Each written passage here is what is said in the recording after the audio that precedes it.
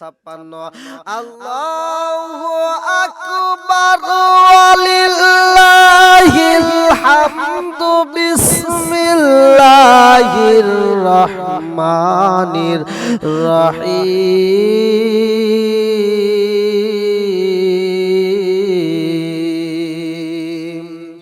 ওয়া মা খালাকাতুল জিন্না ওয়াল ইনসা ইল্লা লিয়াবুদুন।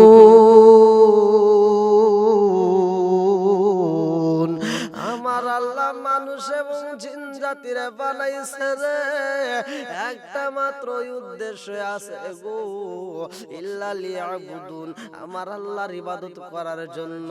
সেই মানুষকে আমার আল্লাহ তাআলা শুধুমাত্র ইবাদত এবং জিন জাতিকে, দুইটা জাতিকে উদ্দেশ্য করে আল্লাহ বললেন ওয়া মা খালাকাতুল জিন্না ওয়াল ইনসা ইল্লা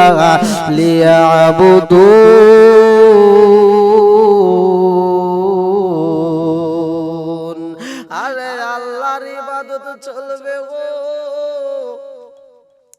হায়াতের চাবিকাঠি মউতের চাবিকাঠি আমার আল্লাহ রাইখা দিছে গো। দুনিয়াতে আল্লাহ সাইরা দিল, মানুষ যার যার মতো করে ঘুরবে। মানুষের জন্য দুইটা রাস্তা। এই দুনিয়ার বুকে আমরা সবাই পাগল হইলাম রে ভাই, মরণ তো একদিন আসবে। আমার আল্লাহ বললেন কুল্লু নাফসিন যায়িকাতুল মাউত।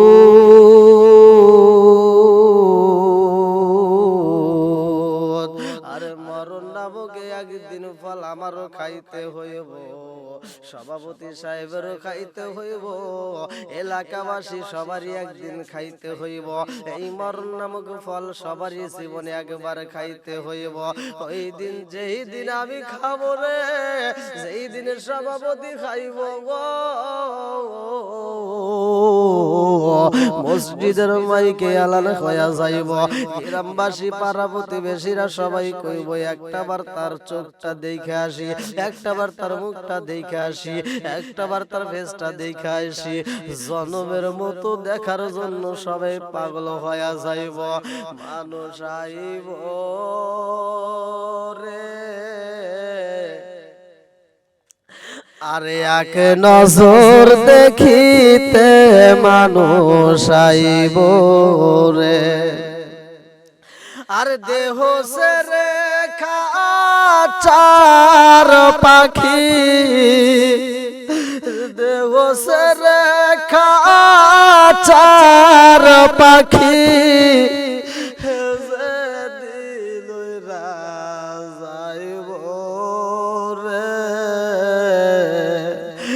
এক নজর দেখিতে মানুষ আইব রে, ও মানুষ আইব রে,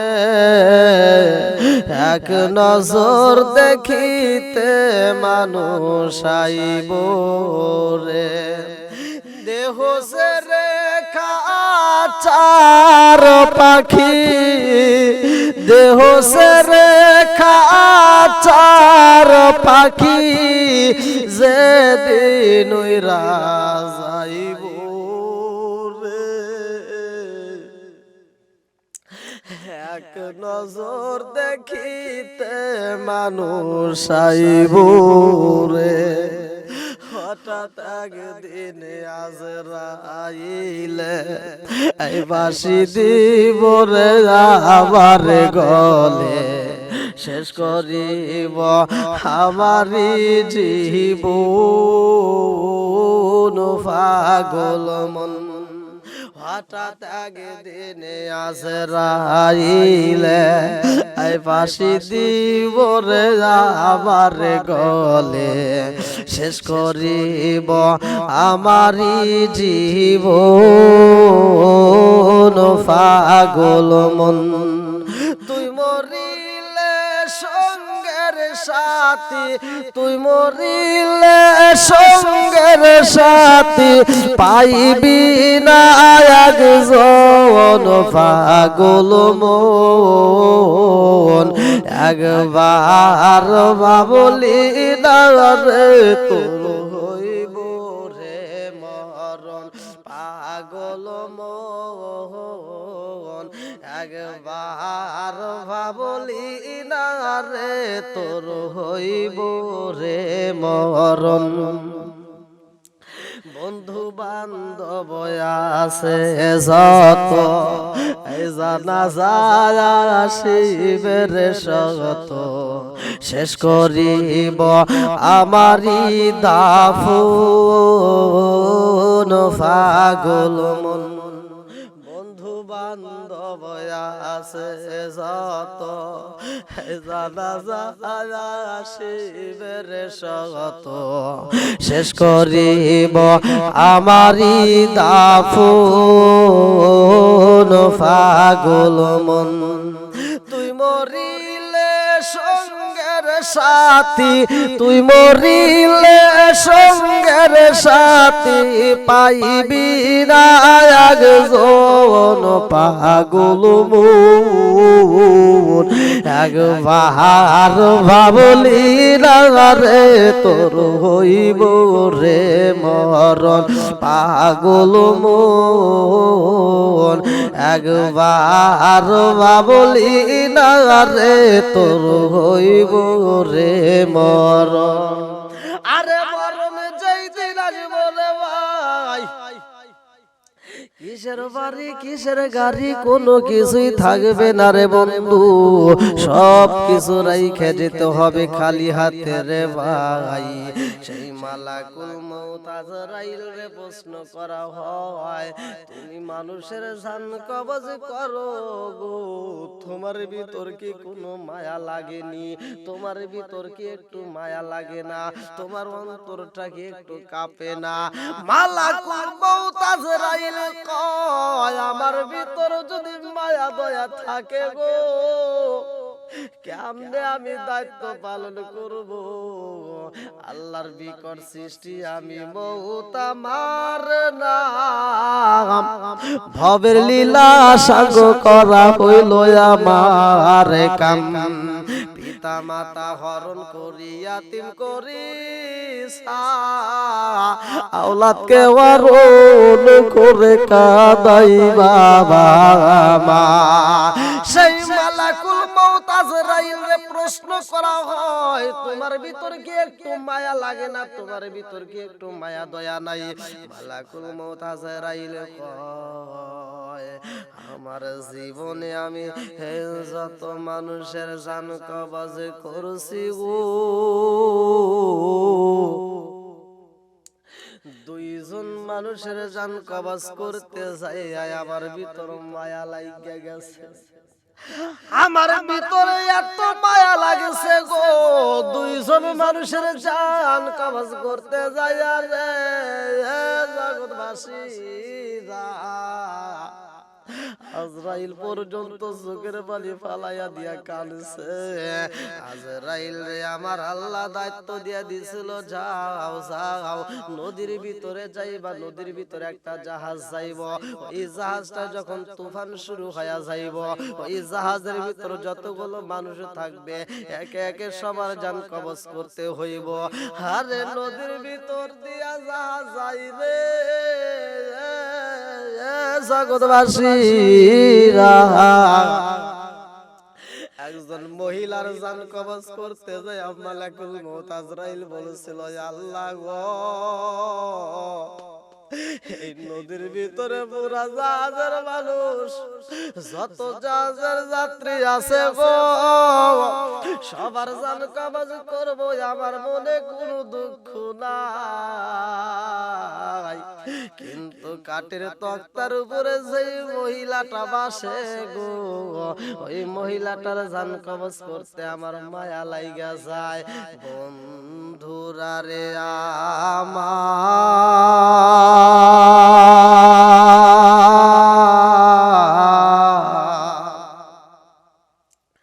ওই জাহাজের ভিতরে যতগুলো যাত্রী ছিল গো যারা আমি কিতাবে কিতাবের ভিতর উল্লেখ করা হয় সাদ্দাতের মা বাবা ওই জাহাজের যাত্রী ছিল গো। তার মা বাবা ভ্রমণ করার উদ্দেশ্যে, সফরের উদ্দেশ্যে তারা বের হয়েছে রে ভাই। জাহাজের মধ্যে তারা ছিল। জাহাজটা যখন চলতে চলতে নদীর মাঝখানে চইলা গেছে রে বন্ধু। নদীর মাঝখানে যায় তুফান শুরু হয়ে গেছে। তুফানটাও দিছে আমার আল্লাহ। আমার আল্লাহ যখন তুফান দিছে গো, জগৎবাসীরা এই জাহাজটা একবার ডাইনে দোল খায়, আবার বামে দোল খায়। কত মানুষ কান্নাকাটি করে, হাহাকার কান্নার রোল পইরা যায় রে ভাই। এক পর্যায়ে জাহাজের ভিতরে যখন পানি প্রবেশ করছে গো, ওই জাহাজের ভিতরে যতগুলো যাত্রী ছিল সব যাত্রীগুলো পানির ভিতরে হাবুডুবু খায়। এইবার সাদ্দাতের মা ছিল জাহাজের ভিতরে রে ভাই। এইবার সাদ্দাতের মা যখন জাহাজের ভিতরে, সাদ্দাতের মায়ের জাহাজটা যখন তলায় যায়, একটা কাঠ তার হাতের সামনে আমার আল্লাহ পৌঁছায়া দেয়। ওই কাঠের উপরে যখন বইছে গো, ওই মুহূর্তে একটা বাচ্চা সন্তান দুনিয়াতে জন্ম নেয়, যার নাম কিতাবের ভিতরে উল্লেখ করা হয় সাদ্দাত। এই সাদ্দাতের যখন জন্ম হয়ে যায়, আমার আল্লাহ কয় মালাকুল মউত আজরাইল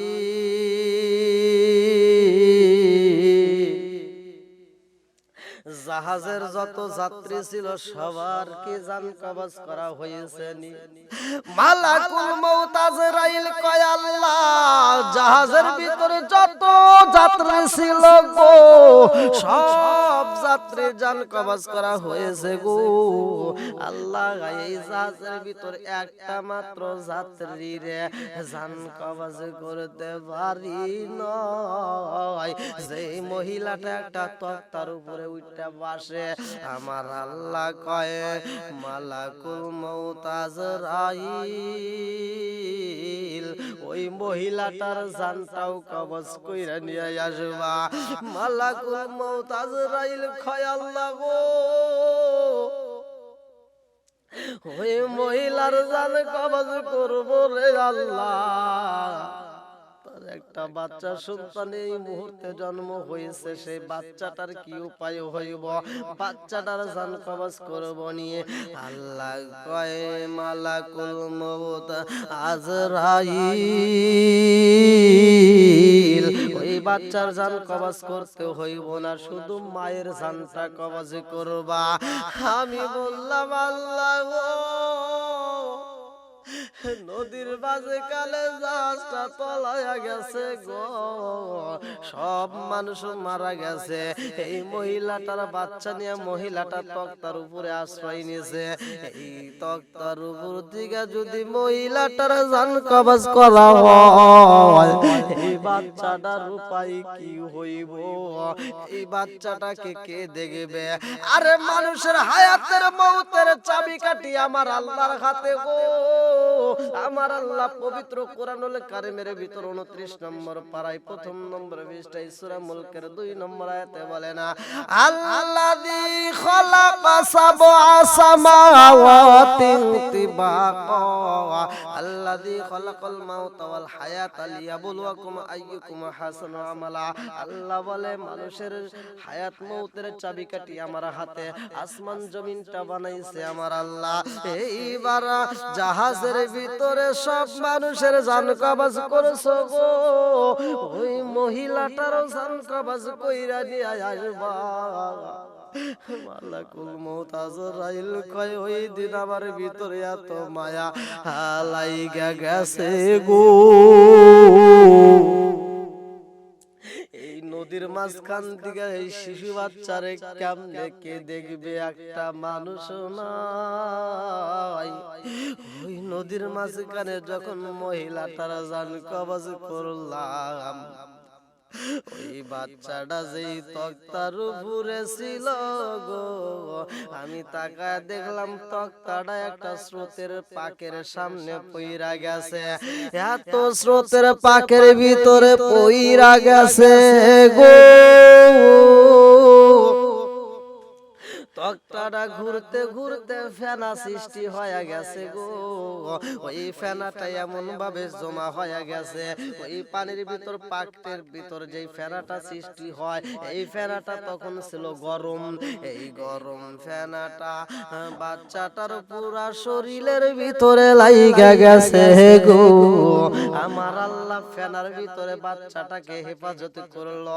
গরম ফেনা দিয়ে আমার আল্লাহ হেফাজত করে গো।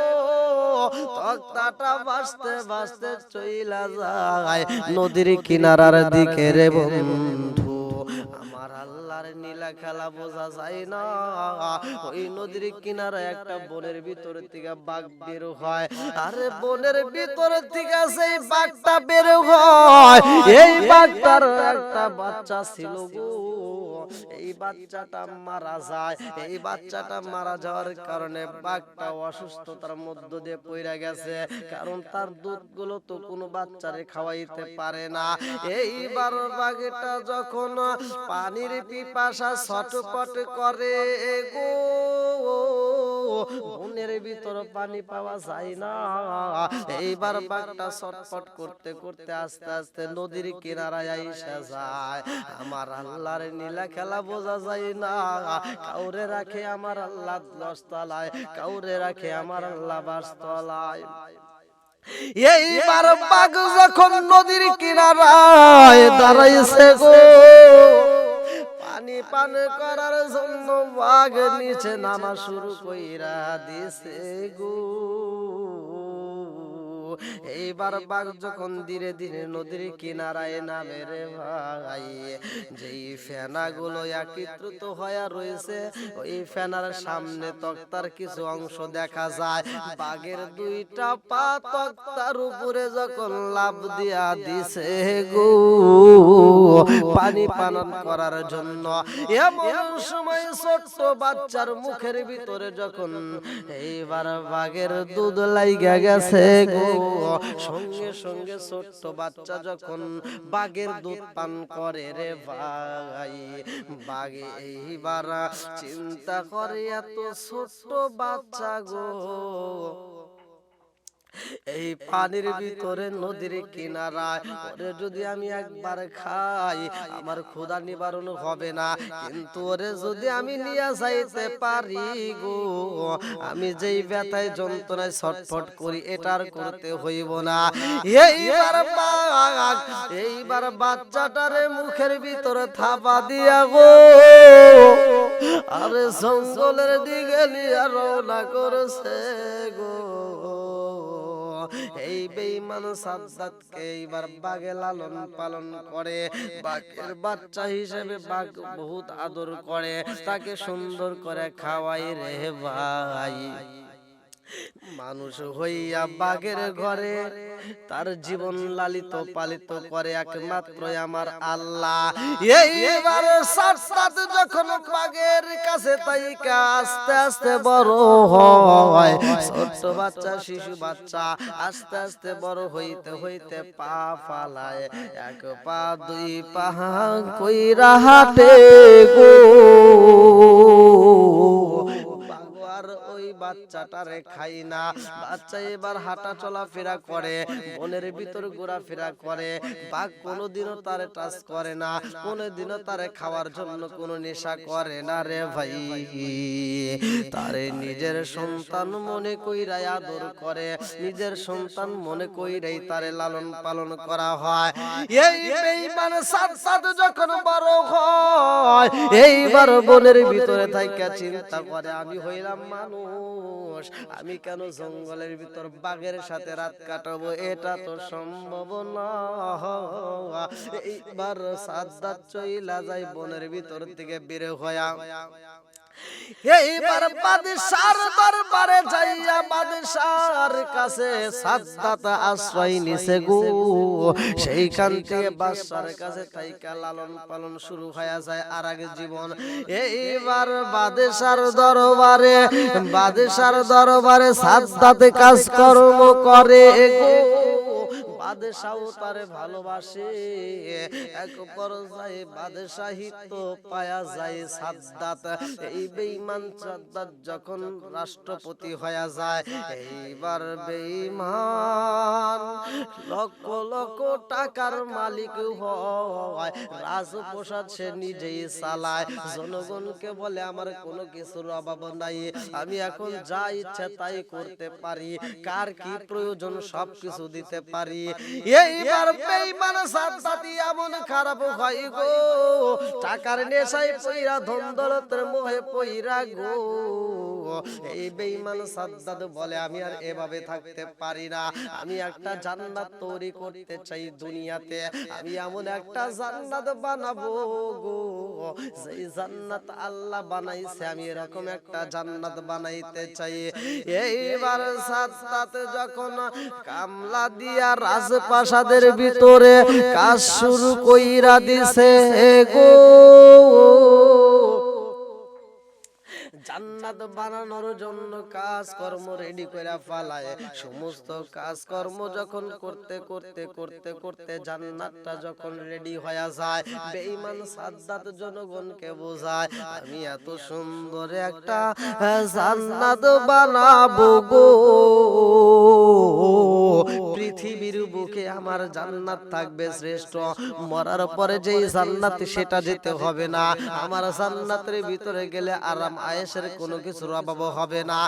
এইবার বেঈমান সাদ্দাত যখন জান্নাত বানাইছে রে জগৎবাসীরা, আমার আল্লাহর নীলা খেলা বলা বোঝা যায় না, কাউকে রাখে দুধে বাদে, কাউকে রাখে পান্তা ভাতে, ভোগ বিলাসের বাড়ি গাড়ি পরে রবে সব, এক আল্লাহর গোলাম আমি, তিনি আমার রব, তিনি আমার সব, আর ভোগ বিলাসের বাড়ি গাড়ি পরে রবে সব, এক আল্লাহর গোলাম আমি, তিনি আমার রব, তিনি আমার সব। উঁচু জমিনে পানি জমে না, নিচু জমিনে যায়, তেমন আল্লাহ রহম কইরো আজকে রিজালসায়, আজকে রিজালসায়। আর কোটি টাকার মালিক হয়েছে অভাব হয় না দূর, গরিব ঘুমাই গাছতলাতে মনটা বাহাদুর, মনটা বাহাদুর। এইবার সাদ্দাত যখন জান্নাত বানাইছে রে, মিস্ত্রিরা কয় ও বাদশাহ আমাদের জান্নাত তো কমপ্লিট হয়ে গেছে, বলে আমি সাদ্দাত ওই জান্নাতটা উদ্বোধন করতে চাই, এলাকার ভিতরে প্রচার কইরা দাও গো, আমি আগামীকাল সকাল বেলা 8টার সময় আমি জান্নাতটা উদ্বোধন করব। এইবার রাজপ্রাসাদের ভিতরে ফুল দিয়া সাজানো হয়, জান্নাতের চারপাশে ঝিকিমিকি বাতি দেওয়া হয়, এত সুন্দর করে সাজাইয়া সুন্দর সুন্দর মেয়েদেরকে ফুলের ডালি দিয়া হাত দিয়া তাদেরকে দুই সাইড দিয়ে দাঁড় করাইয়া দিছে। আরে সাদ্দাত যখন জান্নাতে ডুববে গো, তাকে ফুলের মালা দিয়া বরণ করতে হইব, তাকে ফুল ছিটাইয়া দিবে। এইবার সাদ্দাত যখন একটা ঘোড়ার পিঠে ওঠে রে, ঘোড়াটা সুন্দর কইরা সাজাইছে রে ভাই, এই ঘোড়ার পিঠে উইঠা যখন সাদ্দাত জান্নাতটাই উদ্বোধন করবে গো, আমার আল্লাহ কয় মালাকুল মউত আজরাইল আর দেরি কইরো না, সাদ্দাতের হায়াতের চাবিকাঠির মেয়াদ শেষ হয়ে গেছে। আল্লাযী খালাকাল মাউতা ওয়াল হায়াতা লিয়াবলুয়াকুম আইয়ুকুম আহসানু আমালা।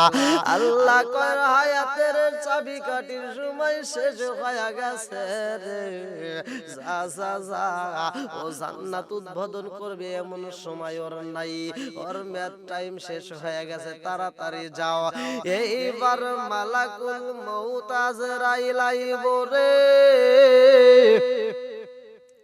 এইবার মালাকুল মউত আজরাইল একটা মুরব্বিদের বেশ দইরা রে ভাই, একটা লাঠি হাতে নিয়া সাজ্জাদের পিছনে পিছনে রওনা দিছে। সাজ্জাদ যখন জান্নাতের ভিতর ঢুকবে রে, আরে কয়েক মাইল দূরে থেকে তাকে রিসিভ করার জন্য মানুষ দুই পাশ দিয়ে রাস্তার দুই সাইড দিয়ে দাঁড়াইছে।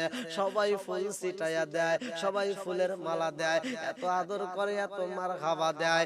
এই বেঈমান সাজ্জাদ যখন জান্নাতের নিকটবর্তী আসে গো, এমন সময় মালাকুল মউত আজরাইল পিছন দিক থেকে ডাক মারছে, সাজ্জাদ।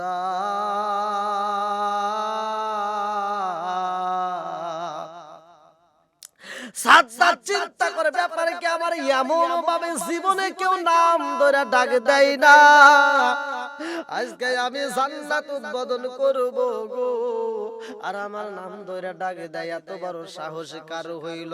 রাজপ্রাসাদের ভিতর থেকে মন্ত্রীরা কয় ব্যাপার কি? ও বাদশাহ, আপনার নাম ধরে এমন সাহস কার হইল? সাজ্জাদ কয় ডাকের আওয়াজ ভালো না রে, তোরা বেশি কথা বলিস না। এই ডাক্তার আওয়াজ শুই না আমার মনের ভিতর কেমন জানি কম্পন শুরু হয়ে গেছে। জীবনে কত মানুষের গলার আওয়াজ পাইছি রে, এমন আওয়াজ তো আমি পাই নাই গো। আজকে কেমন আওয়াজ পাইলাম, আমার ভিতর জানি কেমন আনচান শুরু হয়ে গেছে। এইবার মন্ত্রীরা কয়, বাদশাহ গো, বাদশাহ আপনার নাম নেয় এত বড় সাহস কার হইল? এইবার পিছন দিকে ঘুইরা দেখে গো, একজন মুরব্বি লাঠি বর দিয়া দিয়া আগায় আসে। সাজ্জাদ কয়, কে গো তুমি, কে, কি চাও? মন্ত্রীরা বলে, ও বাদশাহ আপনি অনুমতি দিয়া দেন, এই ভিক্ষুকরা আমরা জানে মাইরা পালাবো, ওর সাহস দেখে বাঁচি না, ও আপনার নাম ধরে উচ্চারণ করেছে। সাজ্জাদ কয়, আজকে মারামারির দিন হইব না রে, আজকে কোনো বেয়াদবি করা চাইব না, কারণ আমি তো আজকে জান্নাত উদ্বোধন করব। আজকের দিনে কোনো মারামারি চলবে না, আজকের দিনে কোনো রক্তপাত হবে না, আজকে শুধু ফুল ছিটছে, ফুল ছিড়বে গো, আজকের কোনো রক্তের কারবার হবে না। বেঈমান সাজ্জাদ কয়, ও মন্ত্রীরা রে, কে কোথায় আসলে আজকের ময়দানে ভিক্ষুক আইছে রে, এই ভিক্ষুক আজকের ময়দানে আমার কাছে যা চাইবো আমি তাই দিয়া দেব, ওরে বইলা দেওয়ার কিসের প্রয়োজন, কি চায়? এইবার কিছু লোক ছায়া বলে, তুমি কি চাও? আজকের ময়দানে তুমি যা চাইবা আমাদের বাদশা তাই দিয়া দিব। বলে, আমি যা চাই তা দিব নি, যাও তার কাছে বলো। এইবার সমস্ত লোকজনের দিকে তাকাইয়া বাদশা কয়, যা চাবে কথা দিলাম রে, আমি তাই দিয়া দিব, আমার সারা জীবনের বিনিময় আমি এত সুন্দর করে জান্নাত বানাইছি গো, কিন্তু জান্নাত তো আমি দেখতে পারি না, আজকে জান্নাতটা আমি উদ্বোধন করব। এই ভিক্ষুক যদি আমার কাছে জান্নাত চাই রে, আমি কথা দিয়া দিলাম আমার সারা জীবনের সাধনার জান্নাতটাও আমি তারে দান কইরা দিব। এইবার জনগণ যায় বলে, ভিক্ষুক গো, ভিক্ষুক আপনি কি চান?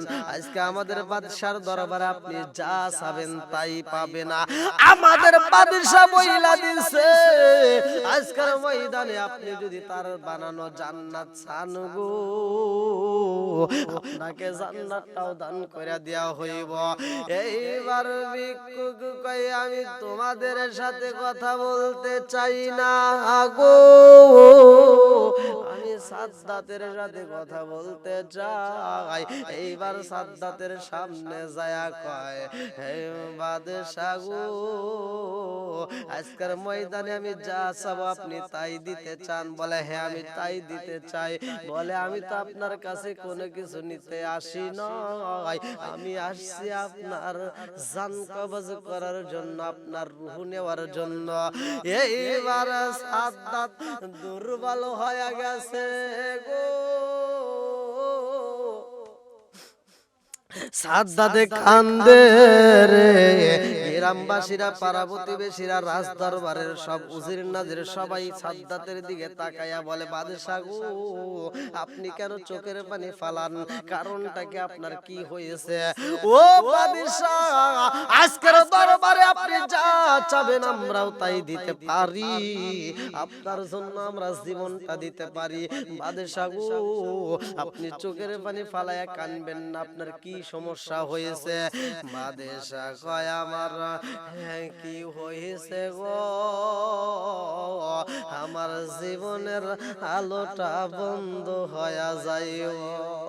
এইবার বেঈমান সাদ্দাত কান্দে আর কয়, মালাকুল মউত আজরাইল গো,